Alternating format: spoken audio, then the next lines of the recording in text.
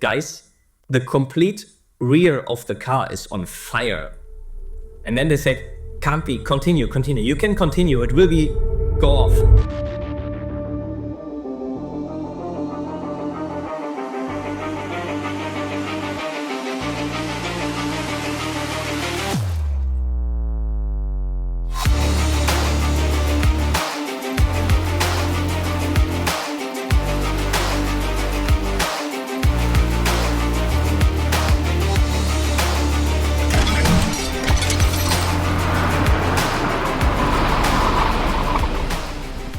So my name is Prinz. I'm actually born in Germany, but now based in Switzerland.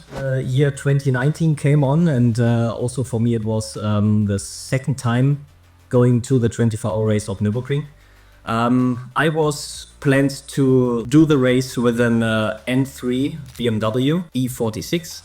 I did it also, but then I think it was the Tuesday before the race weekend. I got a call from a Swiss racing team, and they said, okay, listen, we heard that you are experienced with the GT3 cars. You are an M driver.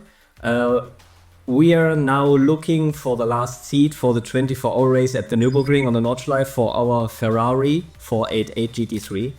We know what you have done with the other car, and we are sure you are well known on the Nordschleife. We have fully trust that you can do the job. And I said, okay, then let's figure out what you are planning to do. And then it took like, I think half a day. And then I never heard something again. I said, okay, maybe they are not sure anymore. And then I was already driving to the Nürburgring. Yeah, and then I got a call and they said, okay, you're in. Send me your license number. So we will now confirm you as a driver on the Ferrari. And I said, okay, cool, nice, then see you there. Then I took off the phone and I said, whoa, I'm not sure if this is the best idea for me to jump directly in an unknown GT3 car. It was, that time, it was my third GT3 race. And then directly on the Nordschleife. Never have been with the GT3 on the Nordschleife. And I said, okay, then I got a little bit like nervous and said, ooh, okay, now I have to settle down, calm down. And then they sent me all these guidelines for the car, how to handle the manual. I was doing the driving to the Nürburgring. I was learning the manual of the car. They re-arrived. I jumped directly to the garage. I was so excited also to see the car for the first time, for sure. It's a GT3 car, but also it is like a Ferrari. Like when you're like a child, you always think about, so maybe at some point I get the chance to drive a Ferrari, and then it came so spontaneous to me. But the crew was really cool. All the mechanics, high professional, the team, they took me really, like, I would say, by my hand, explained me everything. They calmed me down. They say, okay, have a few laps, get used to the car, and then we talk how you feel after the first laps. And I said, okay, would be nice to have the first laps in daylight. And they said, okay, we promise for sure. We have so much time, you will do the first laps in daylight. And I said, okay, easy. And I was concentrating on my first stint. Before I did it, I also did my laps I had to do to qualify for the BMW. So I was starting the race on both cars. And then it got later and later, and I got a little bit like, guys, I'm still not in the car. You promised me it will be daylight. There's a, yeah. Let's see, the driver will do a few more laps and then you are in. At the end, it was 11 p.m. It was night practice. I jumped inside the car and wow, unbelievable. The car gave me such a good feeling, and it was like 3, 4, 5 corners. I had so much trust in this car that I said, okay, guys, come on, I do this lap, a second lap, and then I directly go out on Nordschleife. And even the engineer was taking on the radio, are you sure? And I said, yes, I'm absolutely sure. I want to go with this car on the Nordschleife. And then I came back in, and then I stepped out, and all the mechanics coming to me and say, Alex, are you sure you have never been with the GT3 car on the notch life? And I say, yes, I'm 100% sure. And they say, that's impressive because I was not slow. They didn't expect it that I will perform directly in this way. And I said, okay, that's comfortable for me. I feel nice. I know I can perform. And then it started to get away all this like getting nervous. It was more excitement. And then I couldn't wait to go in.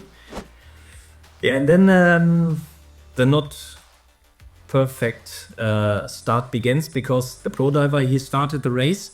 And they're already going because the red light has been extinguished. AMG versus AMG, but there's nothing Lance David Arnold can do about the Maro Engel star, the orange and Black Falcon car then. He held us inside the top 10. Then he came in and then the boss said, okay, you are next for the second stint. You can go. And I was going and then I did my first step. I was really improving. Also, the pro driver got a little bit nervous because I matched nearly the times from him from the beginning. And then they asked me at the end of the first stint, Alex, are you okay inside the car? And I said, yeah, for sure. It's pure fun going. And it's okay. Can you do a double stint directly? And I said, whoa. Yeah, from my side, it's fine. I feel comfortable. I would love to go directly the second stint. Then, okay, let's do it. I came in. They turned the car again, they got to refuel, and then when they released the car, I just heard on the radio like not the best words from the team boss, and I asked her, is everything okay? They, yeah, continue, go out. And I said, okay, I go out. And then on the first 2 corners, as a driver, you mentioned directly some slight stuff when it's different. Even in the mirrors, I just recognized something weird on the right mirror. And then I was driving, I suppose, that looks like fire. And I was like, guys, I'm not sure, but I think the car is on fire. And then they told me, yes, you're right. We had the same issue like the first pit stop.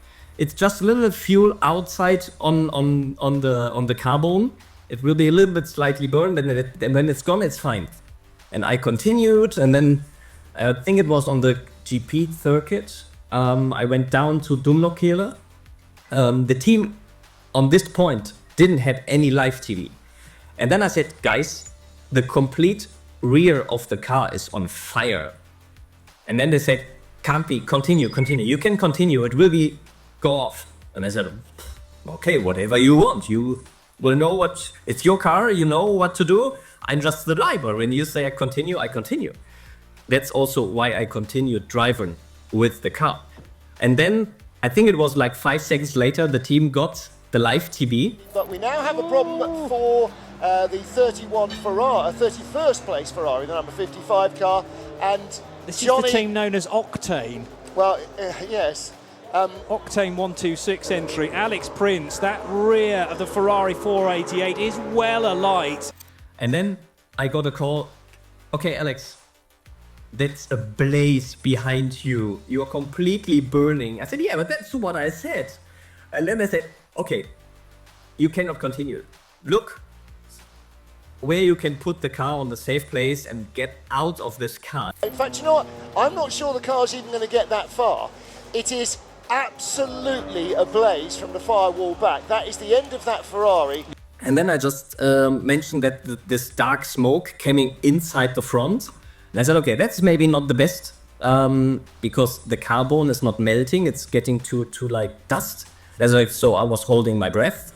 And then I think it's automatically as a driver, you mentioned, okay, you're thinking about the worst scenario. And then I just thought, okay, let's see, where is the next marshal with a fire extinguisher? And then I remembered the match where you already like study before the race in what kind of situation is the best place to stop. And then I remember, okay, when I'm coming up the Michael Schumacher chicane on the right side, I'm sure they have an extinguisher. And then I'm coming up, there was also like a slight explosion on the back because I came out, the drive shaft completely broke. So I even couldn't continue, but then I was rolling on the side, stopping, and then I thought, I have the extinguisher inside the car. But the car inside was so full of this smoke that I couldn't see and find it. And maybe it's not the best preparation from my side, because for sure I knew all the buttons inside the car. But in this point, I couldn't remember where is the button of this extinguisher to press it from inside the car. And then I said, okay, I open the door, the smoke goes out, I can see and I can push it. And that's what I did. And that point was a little bit not the best idea from all the spectators from outside, because also my wife, and that point was high pregnant with our first child. And also my parents and friends were there and they saw it. And everybody in the pit lane also, they thought when they saw the door going out, but I was not going outside, that I was completely like gone and dizzy, and so I can't get out. And then the door was falling back, so all my family members get completely freaked out and they say, okay, he will burn inside the car. For me personally, it was easy inside the car. And then I just also mentioned, oh no, it doesn't work like I wanted. So, and then I stepped out, and then I recognized also, the car is rolling backwards. And also then I thought, okay, there are the other guys coming on a high level of speed. So I have to secure the car that it's not going back on the track.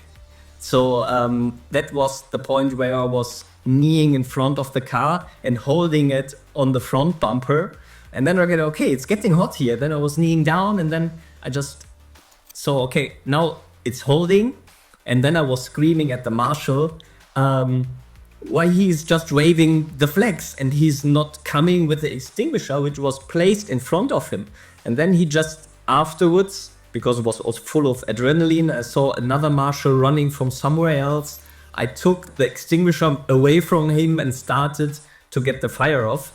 So I was concentrating to get the fire off, secure the rest of the car which is left. That was actually, the race was over for us, unfortunately. I think it would have become a really great performance of the whole team. And then the other stuff is what also a lot of people saw on YouTube. Actually, I started the race with 2 cars in my disposal, and unluckily the BMW broke down on the first lap with a complete engine failure of the race. So I came in with 2 cars and ended up after, I think it was like 4 or 5 hours, completely done, no car left, and it was completely the end of the race for me. So yeah, that's actually how my 24-hour race Nürburgring 2019 ended up, unluckily. Yeah, and that was also, I think, it was the last time I started on the 24-hour race with the GT3 car. In NLS I did, but I think I have like something open with a Nürburgring with the GT3 car for the next year. So I hope I will be back in the GT3 car for the Nürburgring 24 hours.